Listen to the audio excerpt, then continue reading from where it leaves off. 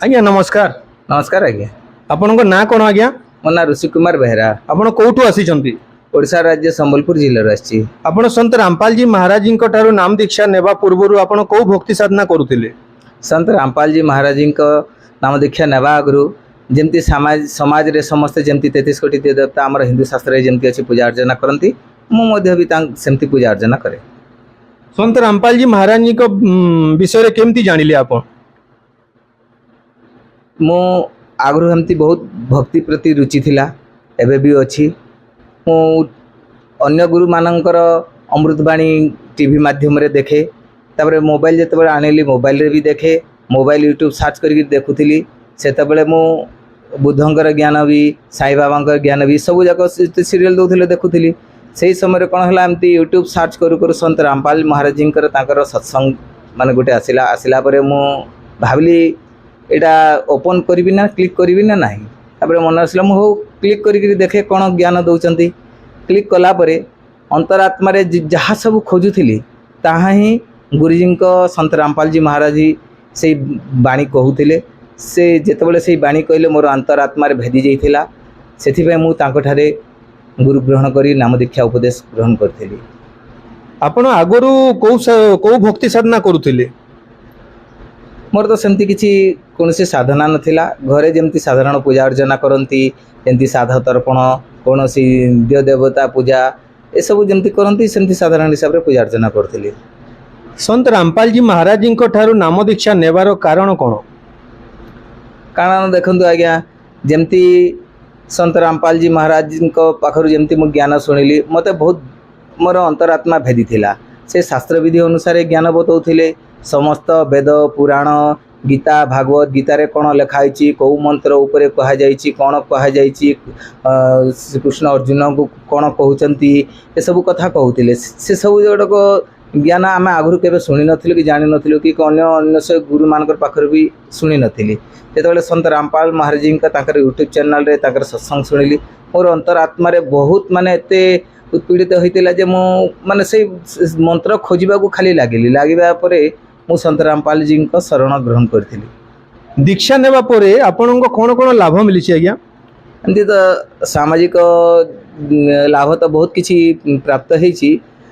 मुख्य तो मनुष्य जीवन रे तो गुरु मिलवा सद्गुरु गुरु तो समस्त की मिल जाती हेले सद्गुरु मिलवा आउ सेटा पुणी ए समय रे मनुष्य जीवन रे गुरु मिलवा बहुत कष्टकर। मते संत रामपाल जी महाराज रूप में सद्गुरु प्राप्त होइचंती।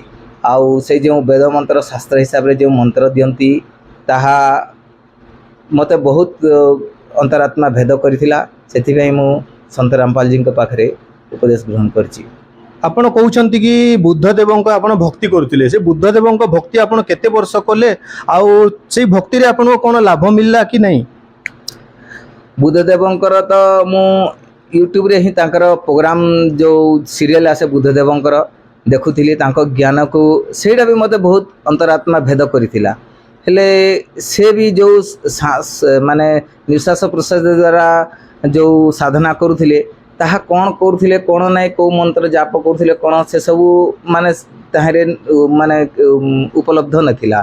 तो मु सही मंत्र कौन कोटा केमती करा जाए सेटा शास्त्र विधि केमती अछि कौन अछि मु सही अनुसंधान ताकू करबा उद्देश्य रे यूट्यूब सर्च करू संत रामपाल जी महाराज जी तांकर जो प्रवचन दउथिले से प्रवचन रे मु ए सब पाइबारो मु बहुत आनंदित खुशी और अंतरात्मा रे बहुत माने बहुत खुशी लागला मते। तो आपनको कहिबार उद्देश्य कि बुद्धदेव जो कहउतिले श्वास श्वास जो मंत्र जप करा जाउची सेटा वास्तविक रे संत रामपाल जी महाराज जी को देउचंती एबे आ सही मंत्र रे आपन कोन लाभ मिलिची?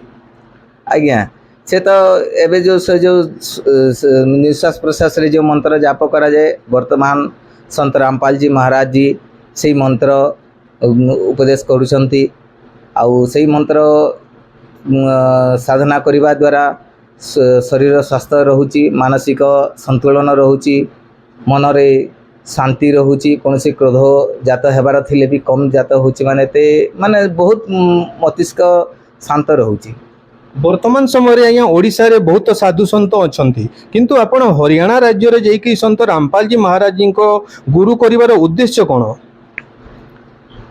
गुरु तो एमती ओडिशा रे कौन ओडिशा बाहर भी अछंती ओडिशा रे भी अछंती बहुत गुरु अछंती हेले संत रामपाल जी जो शास्त्र विधि अनुଯାयी जो ज्ञान दौचंती जो साधना बताउचंती ताहा अन्य गुरु मानक पाखरे हुए तो थाई पारे न थाई पारे कहि पारिबिनी हेले आमे का पाखरु से ज्ञान गुड़ाक पाइनु कि जानिनु आज पर्यंत जो गुरु माने जो ज्ञान दौथिले ताको मनमाना आचरण करिकरी दौथिले आउ संत रामपाल जी महाराज जी तो सब शास्त्र विधि सहित प्रमाण सहित से देखौचंती जे आम शास्त्र हिंदू शास्त्र रे एहा लेखा है आउ ए मंत्र अच्छी आउ एटा सब कले पूर्ण लाभ प्राप्त हम तेणु तो आपण कहबार उद्देश्य है कि संसार रे जेते भी धर्मगुरु माने अछंती से माने सबू तमने निजर मनमाना मंत्र दउचंती आ संत रामपाल जी महाराज जी निज धर्म ग्रंथ रो निज चारि वेद रो जो मंत्र दउछन सेति आपन को लाभ मिले एटा कहबार को चाहउचंती ना हम आज्ञा। तो लास्ट क्वेश्चन आज्ञा आपन को जदि कोनोसी व्यक्ति नाम दीक्षा नेबा पई चाहउचंती तांको पई कोन कोन व्यवस्था रहउची सेटा ठी क्लैरिफाई करंतु आज्ञा। आज्ञा देखो मु जिते नाम दीक्षा नेबा मु तो जानी नथली नाम दीक्षा कि निया जाए केमती कौन करा जाए मो यूट्यूब सर्च करू करू यूट्यूब रे संत रामपाल जी महाराज जी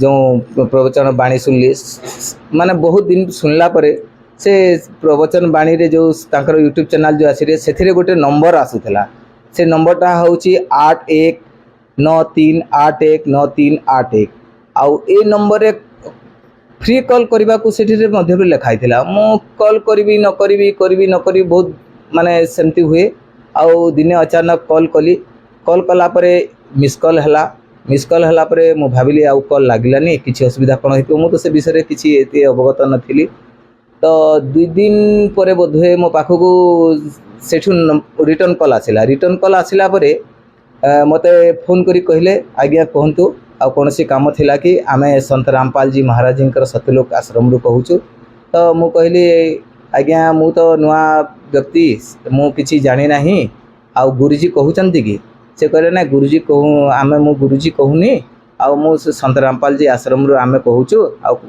कहंतु कोन हला तो मु कहली आज्ञा मते नाम दीक्षा नेबार अछि आ केमती कोन नेबी आ बरबाला केमती जीवी कोन मु किछि जानिनी आ मते टिके मार्ग बताते बेले मु जाइकरी नाम दीक्षा नियंती तो से मते कहले आपण को जगार कहउचंदी मु कहले ओडिसा रु संबलपुर जिल्ला रु कहउची से कहले संबलपुर जिला राउरकेला रे तो आपण को नाम दीक्षा सेंटर अछि आपण सेठी जान मु कहले राउरकेला तो आम पाखरु दूर हे जिवो आ मु जानिने मु बरबाला जिबा को चाहूची आपण मते सेठरो एड्रेस बतांतु तो से कहले नाही आपण संबलपुर जिल्ला रे आपणकर नाम दीक्षा अछि आउ आपण संबलपुर जिल्ला रु नाम उपदेश नहीं पारिबे आउ आपण सेठे कांटेक्ट करंतु तो मु बोले मु सेठे नंबर जानिनी किछि नहीं तो से मते से नाम दीक्षा सेंटर रो नंबर देइतिले मु सेठे कॉल करिथिली कॉल कला परे मु सेठी की जाइकरी नाम उपदेश नैथिली।